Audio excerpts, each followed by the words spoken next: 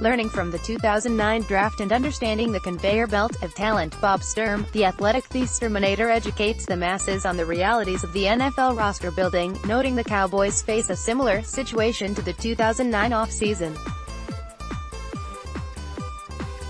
Once upon a time, there was a season when the Cowboys realized they definitely need a play-making wide receiver.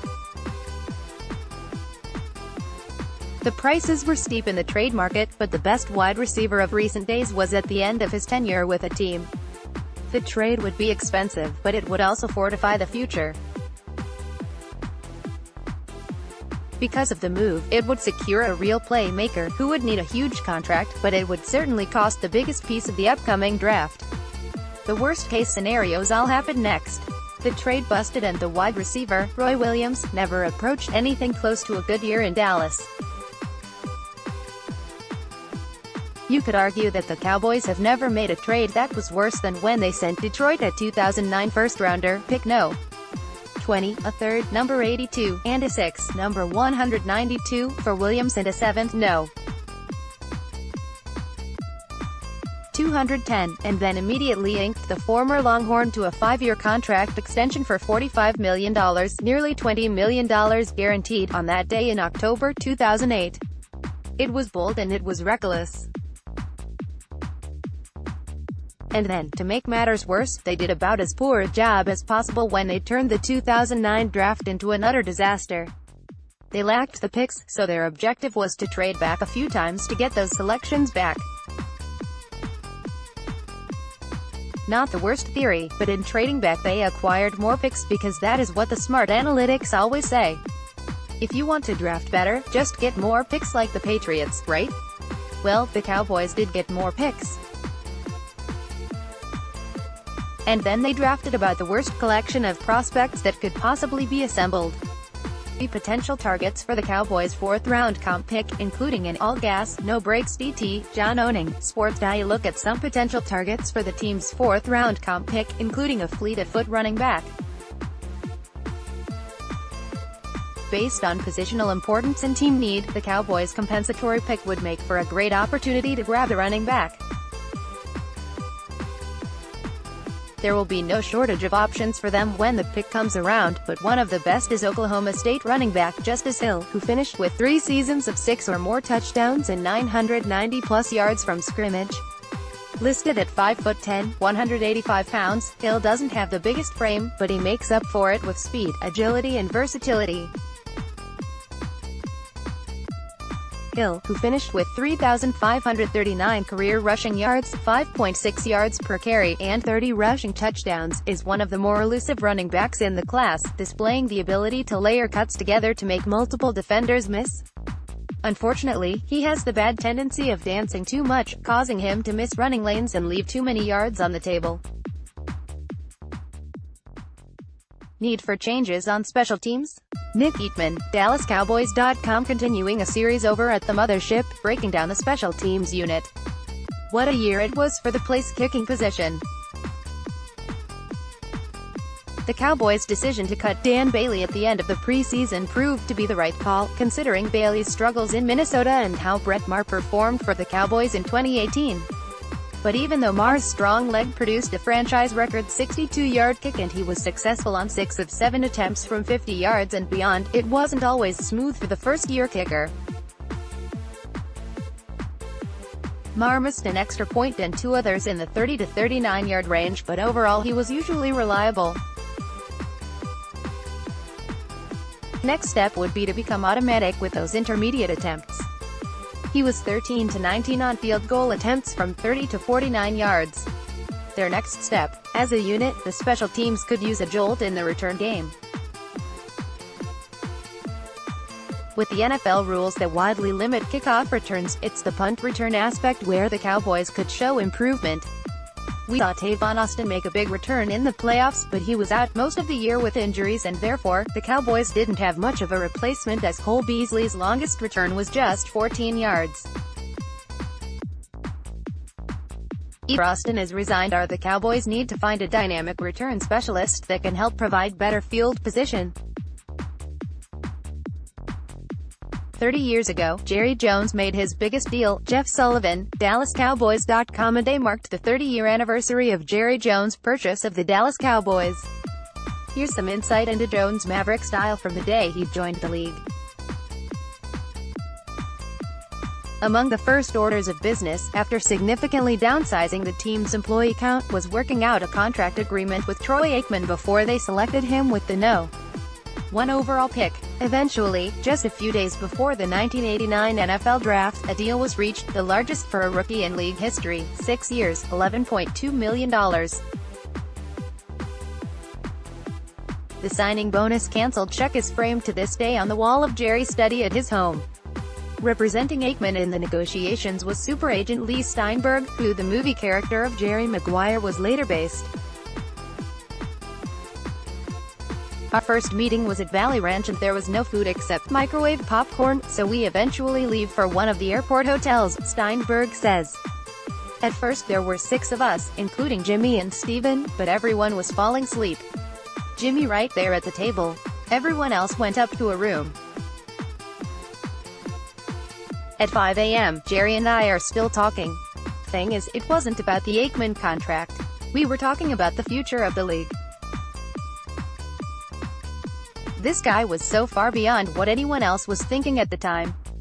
He was talking about branding, TV contracts, independent deals of the NFL, naming rights for stadiums, sponsorships. All this is old hat now, but no one was talking about it in 1989. That night was the first time anyone ever mentioned the internet to me.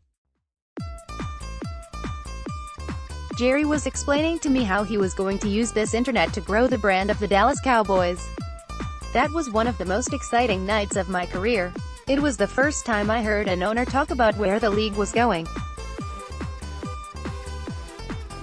Jerry got it. He saw what the league could be financially. I've never met anyone who could envision the future like Jerry can. He was on his way to reshaping the NFL comp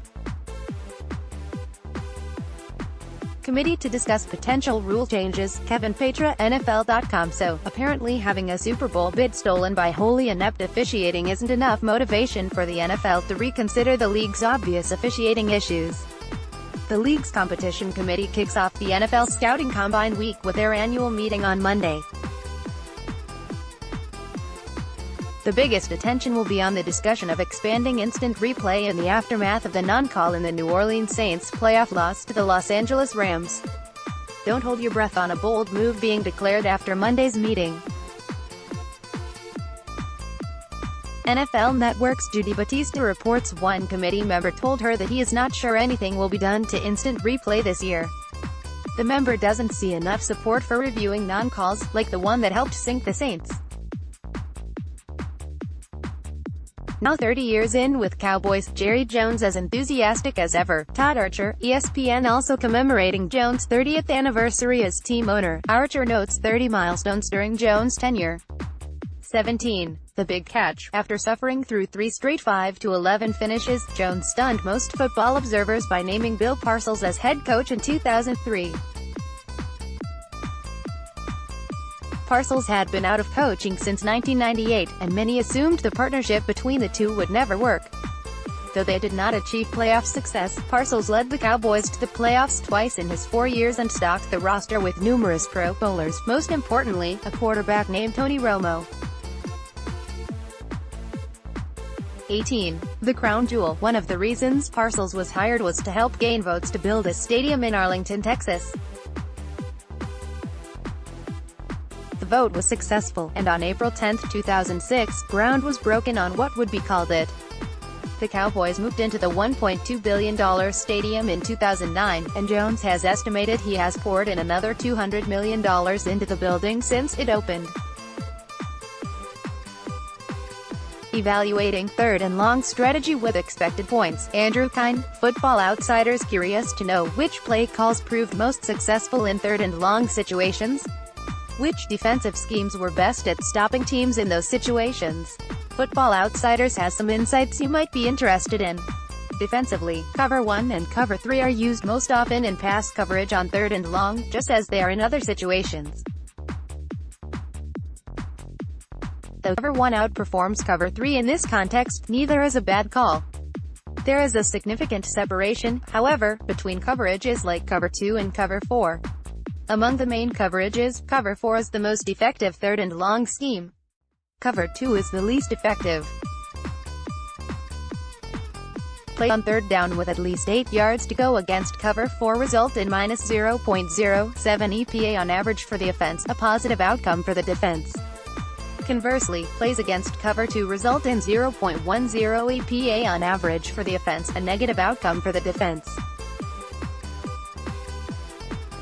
Dallas Cowboys quarterback Dak Prescott's dog seized after it bites neighbor, Sarah Sarter, Dallas News. And apparently Dak Prescott owns some dogs. A couple got out and one bit a neighborhood woman. The pooch is in the hospital for the next 10 days doing penance. Let's hope the victim isn't badly hurt. Frisco police seized a dog belonging to Dallas Cowboys quarterback Dak Prescott on Monday morning after the dog escaped Prescott's home and bit a woman. A resident called police around 10:50 a.m. when she saw a loose dog fighting with her dog through a fence in her front yard near Hilton Head Lane and Princess Caroline Court. The woman went outside and saw that there were 2 loose dogs, one of which bit her when she tried to stop the fight, police said. The woman was taken to a hospital with injuries that weren't life-threatening. Officers who went to the home were able to capture both loose dogs, which they determined belonged to Prescott, and were able to escape his home through an open door. Prescott was not home at the time, police said. The Cowboys replaced half their starters and still won the NFC East. Who's getting replaced next on offense? Danny Phantom, blogging The Boy Show. Much turnover should fans expect in the team's starting roster? Our own Danny Phantom investigates. And the coaching staff deserves a lot of credit too. Despite the constant changes, the team scratches and claws as they keep fighting through adversity. It would have been so easy for the team to collapse after starting the season 3-5, but they kept their focus and worked incredibly hard to rise out of the East and give fans bonus football in January. But all this change affects the football team. A couple weeks ago, we talked about how the team will be looking for 20 new players for the upcoming season. That speaks to the typical turnover NFL teams go through each year as free agency and the draft alter the makeup of each team's roster. That's a lot of new faces, but keep in mind, many of them were bottom roster guys that were added after the season started. And most teams in the league deal with this same type of thing. But how many of these changes came at the expense of the Cowboys' starting unit? Well, quite a bit as it turned out. Nearly half of their starting unit from 2017 either departed or was shelved for the year due to some heat-related issue. Half. 6 players on offense and 5 on defense. That's a pretty good chunk of contributors the team ended up replacing last season. The Cowboys won't tender RFA safety Darian Thompson, according to Todd Archer. The Cowboys will not tender an offer to restricted free agent safety Darian Thompson, allowing him to test the open market. The team would like him back at a lower price and will speak with his agent, Ron Slavin, at the Combine this week in Indianapolis. Thompson, a former third-round pick of the New York Giants, joined the Cowboys last October off Arizona's practice squad and played in a special teams role in 2018.